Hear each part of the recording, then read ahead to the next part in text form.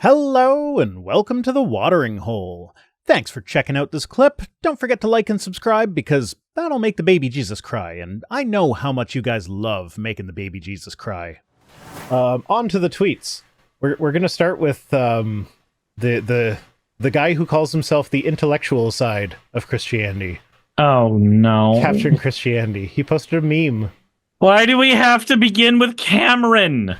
He posted a meme that has arrow pointing at Jesus that says literally one of the most well-documented figures in antiquity, with an atheist in the fedora going, this guy was made up, actually. You know, he actually isn't one of the most well-documented figures in antiquity. He's not even the most well-documented figure in the Bible. So, now, this is one of those things where this depends on what you mean by well-documented. It's like in the sense of mythicism of do we know whether or not he exists? No, he's not very well documented because, there are 4 biographies written about him. 3 of them are basic carbon copies of each other, and they weren't written by one source.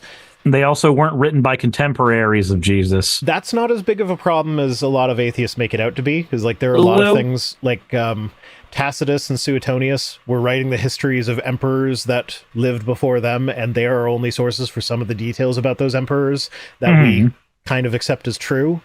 But we do that because the authors, Tacitus and Suetonius, have shown themselves to be reliable elsewhere when we can compare their works to other people's work. The authors of Matthew, Mark, Luke, and John are anonymous. We have no idea who they are, and with the exception of Luke, those are the sole works we have of them, and with Luke, the only other work is Acts, which is just as dubious as the Gospel of Luke. Yeah. Rosina says, step on me, daddies. I'm not sure what that's with reference to, but... Don't know. Sure. So, yeah. Saying we have a lot of detail about his life, yes, and it was it was decades after the fact, but it was still close enough that if there was other documentation for him, if there were confirming documents that were saying that these details were right, then we could consider that to be correct. And this is one of the reasons why I'm not, well, I shouldn't put that on the Gospels, it's not really, but so I'll come back to that later. But but with regards to whether or not he existed in the first place, for other historical figures, we look at things like, do we have anything that they wrote? So like Julius Caesar, for Jesus, we don't. He wrote. Paul, another guy in the Bible, we have at least 7 letters that he wrote. Possibly 2 or 3 more, but not likely. But for all these, Pliny the Younger, we have letters that he wrote to Tacitus. No, nonetheless. So they're historical figures. There are many more than that. Just whatever I'm pulling off the top of my head is not going to be the greatest list because this is it's whatever you've got at the time, which is it's fine. You're on the spot. You're the deer in the headlight. I mean, I could have done some research into this in advance, but yeah. So we have other historical figures that actually wrote shit, and we have their writings. We have more details about their lives that are actually confirmed. When Paul's writing to the ancient churches, we can learn a lot about how the ancient churches were structured from how he was writing, whereas Matthew, Mark, Luke, and John were writing in ways that it was very clear that they were using literary devices in a lot of instances, in where the events that they were writing about were not meant to be taken literally. Like Matthew's zombie horde, it's likely that was just a portent, it's saying the Son of God has just died, so here's a thing that happens to make that more obviously a significant event. Mike Licona actually lost his job over saying that wasn't a literal event, and that's another problem in Christian history. The study of Jesus' life is that most of these scholars are Christians working for Christian institutions, where if they question things like, was there literally a zombie horde in Jerusalem, they could lose their job over that. And so you end up getting this cyclical, self-feeding, self-defeating Ouroboros of information. Yeah. So now, personally, I think like we have letters from Paul talking about when he went to Jerusalem to meet Peter. So that, in my mind, is enough to establish Jesus as actually being a historical guy, because like that means Peter was an actual guy that Paul went to meet, because we know Paul was real. We have his letters. He wrote a letter about going to meet Peter. There's no real reason why he would have made that up, especially given how like him and Peter were disagreeing with each other over shit. So like they were having a theological fight, and like that like it seems plausible. Like I don't know. This is kind of getting into criterion of embarrassment territory, which is not really a good criteria. But this seems stronger than the women at the tomb thing. It's one of S.J. Thomason's favorite ones, next to Martyrs. Oh God. But anyway, Paul said that Peter's a real guy. Peter was one of the disciples of Jesus. I see no reason to think that, like, were the Gospels accurate about Jesus? No. Were they based on a real guy? Probably. I don't see a problem with that claim. It's just so mundane. But, yeah, to say he's one of the most well-documented guys in antiquity? No. Not even close. Like, he might be on the same level as Pythagoras. It's very, very frustrating, though, trying to hear a lot of that, because for me, I believe the guy existed. I'm not a mythicist. I don't have a reason to not believe the guy existed.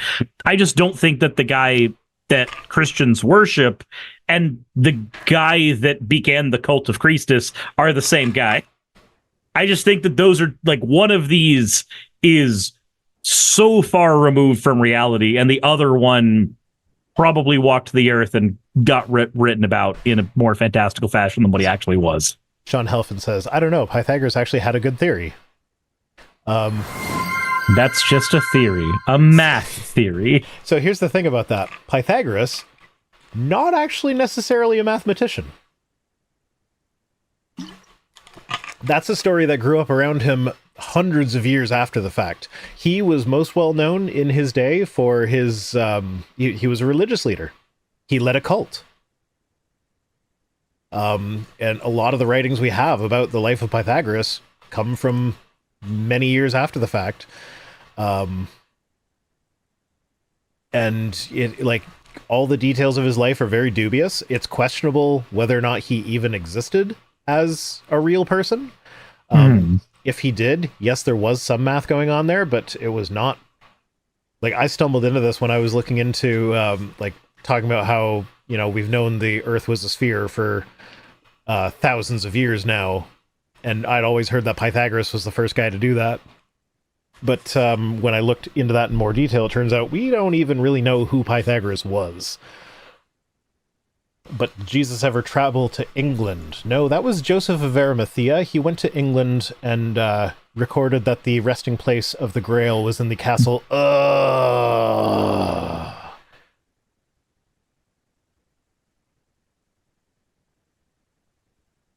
Don't give Well, I'm going to go rewatch Monty Python now. Perhaps he was dictating. Well, at least we can say, though, Jesus did come to the United States, and he ministered to the Indians. Mm-hmm. It says so in my copy of the Book of Mormon. Mm-hmm. Is it the Book of Mormon, or is it the Pearl of Great Price?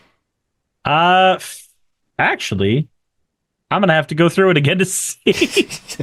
I'm just remembering the hello. My name is Elder Price. We got the Hitchmeister 59 in a submarine. Yeah, no, I know. There's it is book. Hitchmeister says it is Book of Mormon. But I know there's like a couple stories that are like classic Mormon stories that aren't actually in the Book of Mormon. They're in one of the other ones. And I don't know if I think Pearl of Great Price is mostly like, it's like Mormon Leviticus. It's mostly just rules and dry stuff. But I don't know. Anyway, next tweet. Another meme from Eric Hovind, who says, you don't believe in the Bible because it was written by man? Tell me more about who wrote all of your textbooks. Forgetting they were written by women. Bam! He's forgetting about an important piece of information, though. if the textbook says written by Adam Scheringsberg, there's a chance at least most of it was written by Adam Scheringsberg with a note by the editor or two, probably. Like, usually that is the case. If somebody says this book was written by God, and then we find out that it wasn't written by God, that's the issue. The issue isn't that it's written by men, because there are other books written by men. The issue is that you said it was not written by a man, and then we find out it was actually glued together by several men.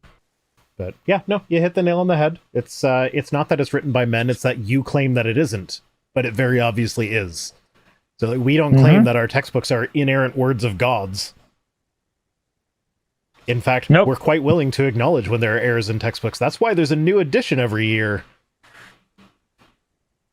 Well, and also the fact that there's an entire industry built on the need to sell those books. That's the other reason there's a new edition every year. I had some good college professors who... one in particular, he actually wrote the textbook for the class, and like he would straight up tell people at the beginning of the year, being like, you know what, I have to publish a new edition every year, but there's no significant changes, so if you get a used one, it's fine. I will tell you what the difference, like if we get to a significant difference, I will explain that in class. So like he actually did extra work to make sure the students didn't have to buy the expensive new textbook, they could just get the used one. And then there was the best professors are the ones that are like, "Oh, you pirated your textbook?" Base. I was just gonna say another one of mine, like, very obviously turned a blind eye to the fact that one kid was passing the textbook around on a USB stick. Like, he actually scanned the whole thing himself and then distributed it to everybody else in class on the USB stick for free. So like, props to him. That was some dedication. That's a good kid. Yeah. Actually, he was kind of an asshole, but like that was the one good thing he did. In that one specific thing, it was good. Assholes can be nice sometimes. No comment. Where are the Clippers at? With enough Astroglide, yes, they can be. Or Sliquid. Sliquid actually works pretty well too. Yeah. Okay, this is Kevin Sorbo being very sad. Very sad indeed. So Andrew Tate says, feeling wild, I want to burn $10 million of cash. Money is boring. Like, what kind of flex does he think this is? If Kevin Sorbo is going, I could use that money to make a few cheap movies. Yeah, sure you could, buddy. He says, I could make a few good movies with that easy. Please give me some of your money, Mr. Tate. Like, I don't know, the way you're paying so many these people, so-called alpha males turn into beta cucks as soon as one of the other alpha males is in the room. It's just weird. Yeah. Define like, good, Kevin. Well, that's my thing, is like, I say, yeah, they are good movies in the sense that I get to laugh at Kevin Sorbo trying to put on that stupid accent that we saw in Revelation Road 3. That you forced me to sit through that scene for. Yep. Hey, come on. That was fun. Kevin Sorbo movies are fun, but not because they're good. They're fun because of Sorbo and not in the way he wants. Disappointed! He insists that that was a joke. That was not actually him mistakenly reading the stage direction. And I believe that, like I believed his Australian accent in that movie. It's all done for a joke, bro. Mm-hmm. Yep. Oh yeah, this was sent in from Progress Only. This is one of the guys that he's running against in it's Michigan, right? Yeah. Bruce Lee Eckert. Bruce Lee Eckert, who on his flyer says, build the wall, family-based businesses reduce blight renovation incentives, fly the flag, pray for America, freeze property and utility tax. The way some of those go in between lines, I'm just treating that as one run-on sentence. So build that wall, family-based businesses reduce blight renovation incentives, fly the flag, pray for America, freeze property, utility tax. Next, you're going to tell me you're the Micro Machines guy. I don't get that reference. The Micro Machines guy was the guy who did the advertising for the Micro Machines toy line in America, and he always did all the things like this. Micro Machines. I can't physically speak. Oh, like as the guys fast that as read he spoke. the side effects lists on the drug commercials. Yes. Okay. But faster. Yeah, so, I mean, if I try to parse it out, build that wall, okay, fine, whatever. Family-based businesses, sure. Reduce blight? Is it a farming community where they've got, like, a big blight problem going on right now? Sure. You can see that. Renovation incentives, okay. Fly the flag. Americans have never had a problem with that. Yeah, I'm just going to fly the flag. Yeah. Why does that matter? Go for it, I guess. Have fun. Pray for America. You're welcome to do that on your own time. Please don't do that while you're being paid to govern it. Freeze property and utility tax. How about no? And I say this as someone who pays property and utility tax. Property taxes being froze means that teachers lose their salaries. Yeah. Yeah, they don't get cost of living increases if you freeze the property tax because your education system is fucked up. But also, utility tax. If I could just take a moment to go on a rant against my fucking water heater rental company. Sure. Yeah, they're called Enercare, and I just got a collection notice for them that I'm past due $57, which that's... my rental's like $23 a month. That's like 2 months past due. Whatever. The reason I'm past due is because it used to just be on my gas bill. Whatever the number was at the bottom of my gas bill, I pay that. And that includes the water heater rental. Fennec says, rental? You rent the water heater? Yes, I rent the water heater because it's $20 a month. And if it breaks down, I can just call the company and they will come and fix it. And... if it needs to be replaced, it just gets replaced, and I continue paying $20 a month. Like, it's such a small bill that I don't see the point in paying the several $1,000s to replace it with one that I... Yeah, okay. Yeah, yours came with the house. Yeah, I did have one that came with the house that I wouldn't have to pay a monthly fee for, but that one was super duper old, not efficient, and on the verge of breaking down. So when you're looking to replace it, $20 a month, that's a reasonable bill. Anyway, they recently separated those things out, and they don't mail bills out. You have to go log into the portal to get your bill. So this is, like, first off, ADHD. Now that's another thing that I have to remember to do when it's time to pay my bills. Fuck that. So I just forgot for a couple months, and then when I finally logged into the portal, they don't have bills available. There's no... Their website is so underdeveloped. It's not ready to go. They have nothing. And... like, how am I supposed to... like, I don't pay a bill that I don't have. If you don't tell me that I owe you money, I'm not paying you in advance. Yeah. So... although I wish I could pay taxes in advance. That would actually be kind of nice. Just like... I know technically we have quarterly taxes, and that's the closest you can really get to it. Yeah, they forced me to pay taxes in advance, actually. No. Because, like, there's a threshold in Canada where as soon as you make a certain amount of money, or you have a certain amount of payment in taxes, then automatically you have to pay quarterly the next time around. Mm-hmm. That's fine.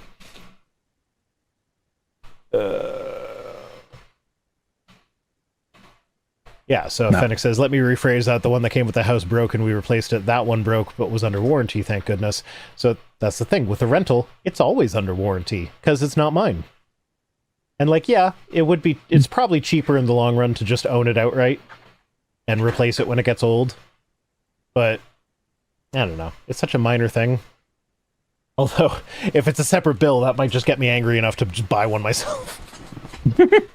It's like, nope, I'm the kind of guy who would buy a spite water heater. I've never considered the phrase spite water heater before, but now I am. Yeah. Oh, so it's not... I don't want to focus on what I said here, but this was a post from Lori Alexander, the transformed wife. She posted a thing that I agreed with almost no caveats. And I was so proud of her. I was so proud of her. I retweeted it. And I'm like, extremely rare base take. Yes, absolutely this. And then she deleted it. The one good thing she ever posted, she deleted it. Huh. So basically what she was saying is that at the Olympics, they need to stop forcing the women into skimpy little outfits, because at this rate, they're going to end up in like thong bikinis at some point. It was like, have you seen the Olympic beach volleyball? They basically already are.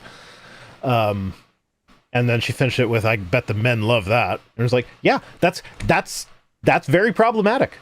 They need to stop, because I always thought that it was a choice, and I was like, no, let them choose to wear what they want.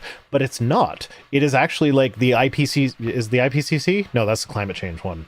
Whatever the Olympics committee is, they get together and they decide on what the dress code or whatever is going to be.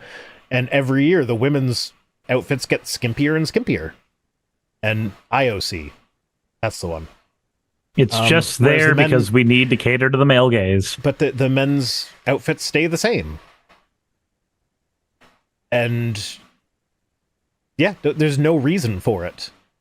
Like, I say you just let the athletes decide what to wear for themselves, because like we're talking about world-class athletes that are honed in their craft.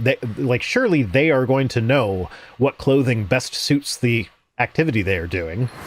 And if a skimpy little thong bikini is actually, like, if it actually has a measurable impact on your ability to play volleyball, then they will wear the skimpy little thong bikinis. But if it doesn't, they can wear things that are more comfortable for them. Yeah. Okay. Equality means we put the men in thongs too. Is that what I said? No, that's not what I said. No, that was Lord of Uzkalak.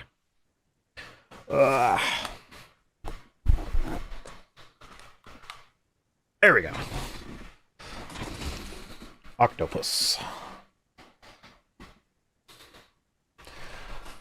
Lord says cater to the male gaze.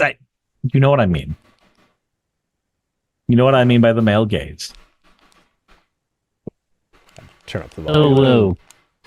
Oh, so you can hear me say male gaze over and over again? Calm down, Rosina. Can't stop thinking about VR and a thong. You can see that on my main channel. There's a video where that's in the outtakes. No, I will not be playing that here, because as much as these streams are always demonetized, that might get it taken... Well, no, it wouldn't get it taken down because it didn't get my video taken down. But, yeah, still not doing that. It is unfortunate that Travis, Lori Alexander is no longer saying things we agree with on the internet. Travis says, you could have them all nude and I still wouldn't watch the Olympics, and I am a hetero-romantic asexual... Oh.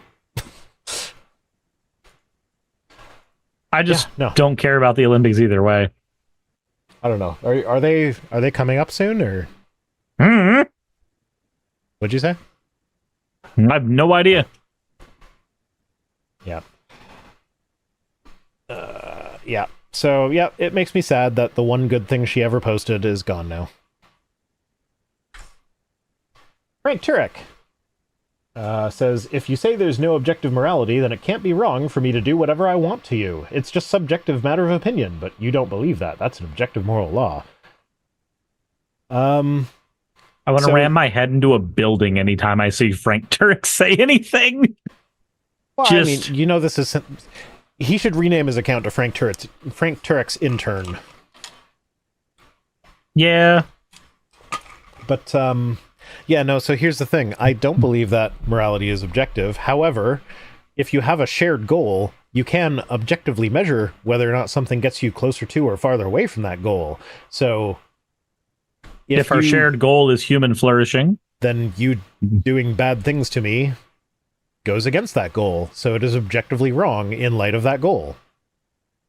Bada bing, bada boom. They call that playing word games. Like, no, that's just how those words work. Like, when you say someone is tall, that is not an objective thing. Like, tall compared to what? Tall compared to other people of average height, not tall compared to a giraffe. I'm pretty short compared to a giraffe. Not tall compared to the overwhelming power and force of a giraffe. Yeah. Oh, you haven't seen One Piece. That joke's not going to land. No, I haven't seen One Piece. I didn't even know that was a joke. So in One Piece, there's these things called devil fruits. It's the thing that gives characters their powers. It always comes with the caveat that you lose your ability to swim. You sink like a lead weight. If you, which is bad since the world is almost entirely covered by water. Okay. I mean, it is in reality too, but like more so in One Piece.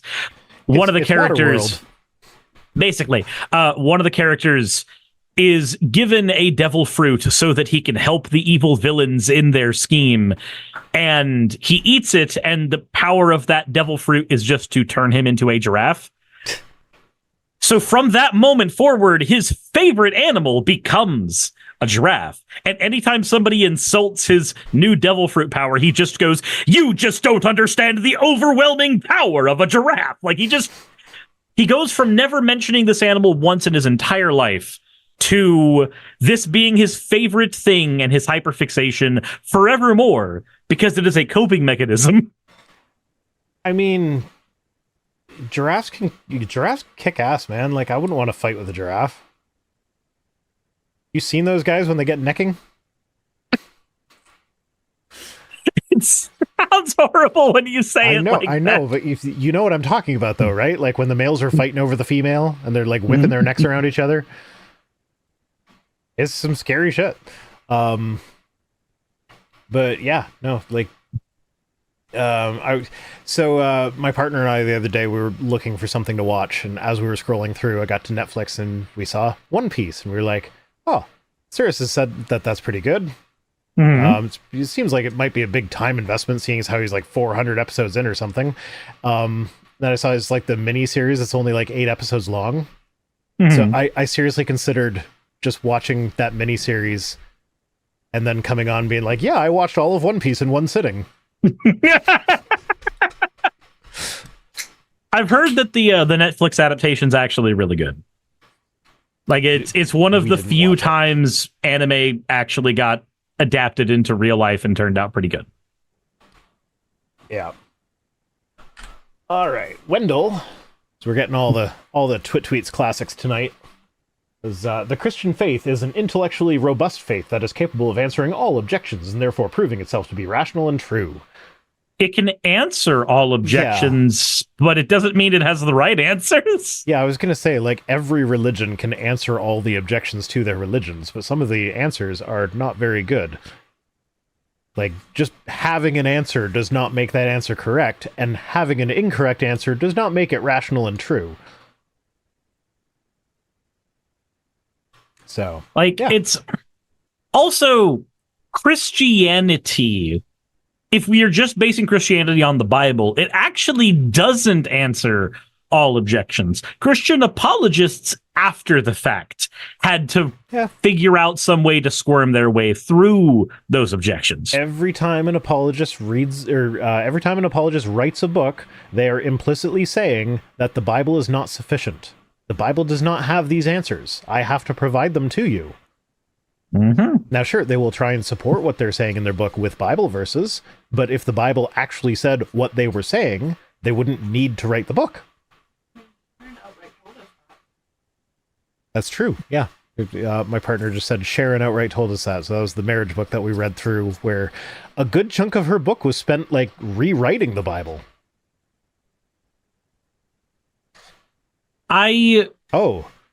Apparently I forgot to update my stream thing on Twitch, and it says I'm playing Final Fantasy VII. That's a terms of service violation, I think. It technically is.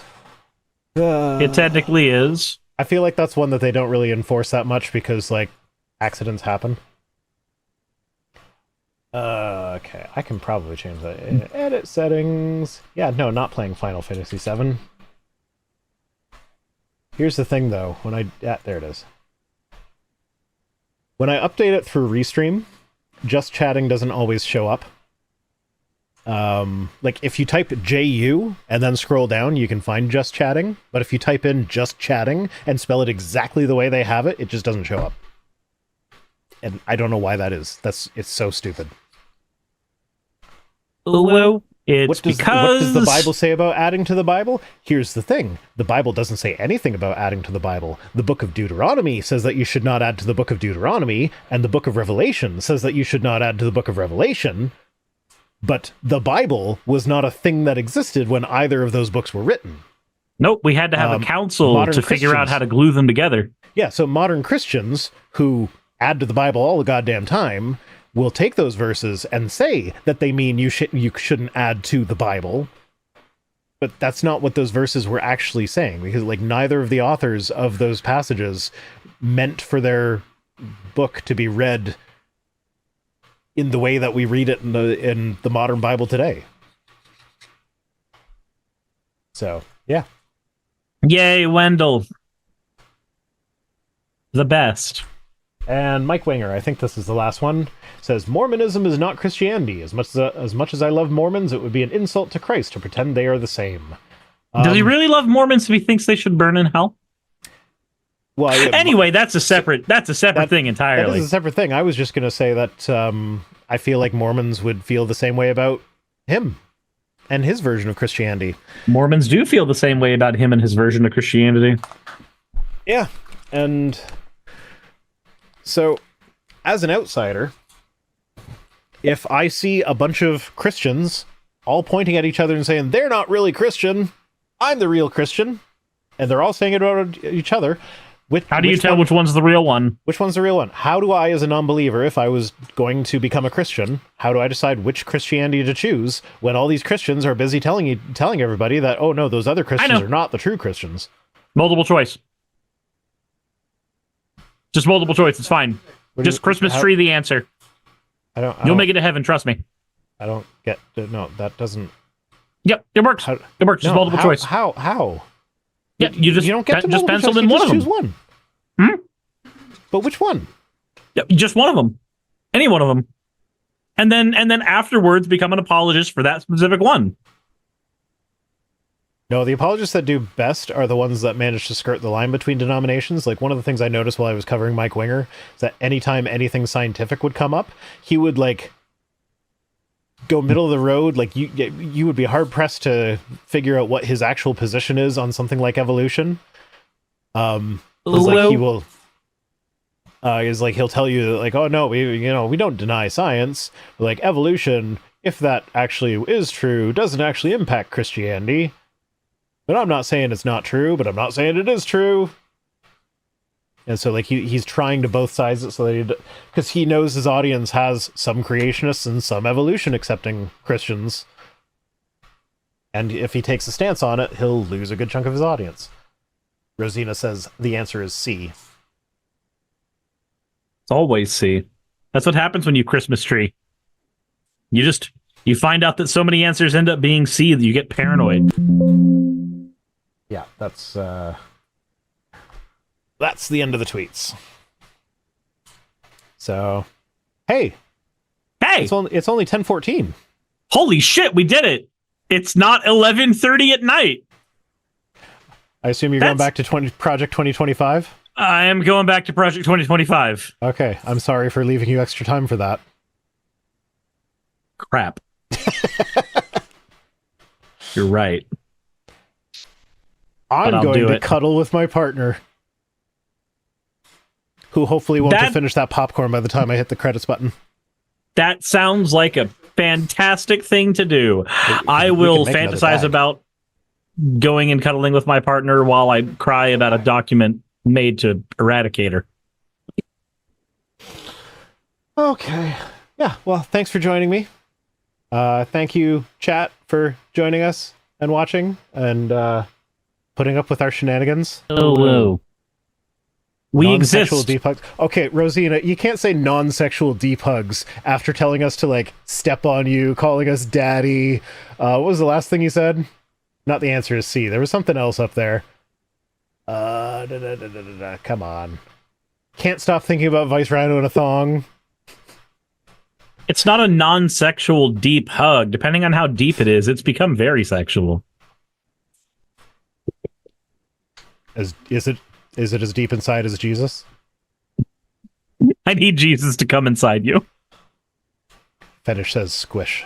Squish that cat. Is that a meme that? Oh, do you know that meme? No, I don't. But I heard squish and cat, and that's enough for me to think that somebody in my audience is going to make something out of it. Okay, call it a trauma response. No. Okay. Nobody in my audience knows squish that cat. Come on. Go to YouTube right now and search for squish that cat. It is a vet who's teaching you how to hold cats, and it's adorable because you tell you like cats just love to be squished. So you put a towel over them and then you squish them down, and that makes them feel all safe and cozy. We always squish that cat. Squish that cat. Squish that cat. And it's adorable. It's the most wholesome meme ever, I promise. It is not it's not cursed. This handful of cashews will get me through everything else in the stream, I swear. Okay. On that note, squish that cat.